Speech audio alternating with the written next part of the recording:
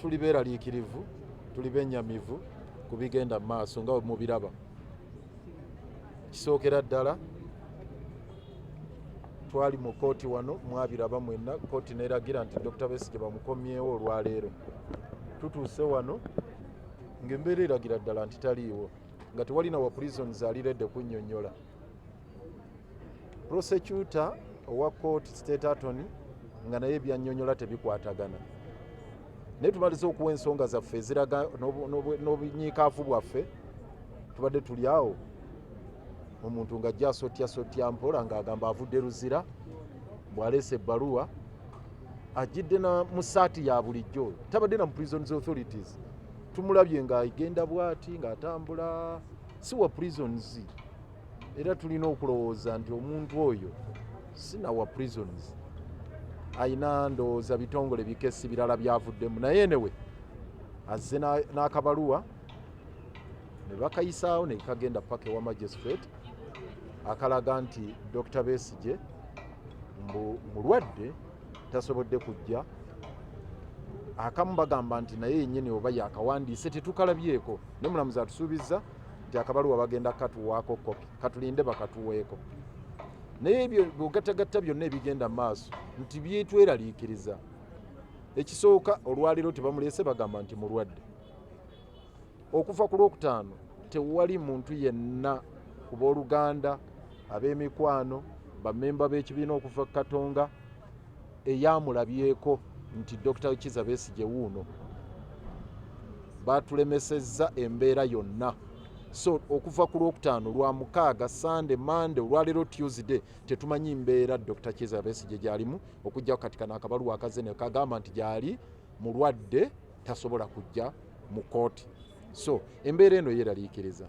Naye kisinga okutwennyamiza kwe kuba nti buli kyonna ekyetaagisa mu mateeka tukikoze, gonna tugamazeeyo amateeka okuviira ddala ku kooti esooka paka ku esembayo eya Supreme Court. Era n'ekitwennyamiza kwe kulaba nti n'okutuusa kati kooti esembayo ey'oku ntikko n'ewa oda esembayo n'okutuusa olwaleero nga bakyaginyoomye. Tukoze kyonna ekisoboka okugiteekesa mu nkola, naye basajja tukoze buli kyonna ekyetaagisa okugiteekesa mu nkola, naye bano abatamanya ngamba abasibira mu bbwa beefudde bakiwagi. Tunuulira Supreme Court yasalawo nga 3 January olwaleero ennaku z'omwezi 12 ogwokubiri Dr. Besigye bakyamulemedde. Mu bufunze Luzira bagifudde safe house. Era ekyo tukigambye omulamuzi nti toyinza kufuula prisons safe house kati Dr. Besigye tali ku remand, kuba remand warrant eyali efulumiziddwa General Court Martial yaggwako ng'ennaku z'omwezi 3 omwezi ogwokubiri, ate nga Supreme Court yali emaze n'ogisazaamu nga 31. Kakati waali mu kasenge konna we bamukuumidde Luzira ali mu safe house, tali mu remand prison. Remand prison ebeerako order eya court, kati tewali court order ekuumira Dr. Besigye Luzira. Ekyo tukyemphasizinze nnyo nti right now is in a safe house, not on remand, because a remand presupposes that there is a valid remand warrant from court. Nobody should be in Luzira without a valid remand warrant or having a conviction order. So Dr. Besigye has no court order keeping him in Luzira, so he's in a safe house. Kati ekyo tubagambye nti court tesobola kukkiriza muntu kumukuumira mu safe house mu mbeera efaanana bwetyo. So obunyiikaavu bwaffe buli bwe buti. Twagenda Attorney General mukulu Kiwanuka n'atabaako kyakola. Twagenda mu Prisons Authorities tewali kyakolebwa. Twagenze mu High Court netteeka ya habeas corpus batugambye nti fayiro bagitutte wani wa Justice Singiza tebannagifixinga. Kati tuzze wano Dokita tebamuleese. Twagala okubuuza abagamba nti Dr. Besigye be bamulina, mumulina muteeka ki, ku biragiro ki?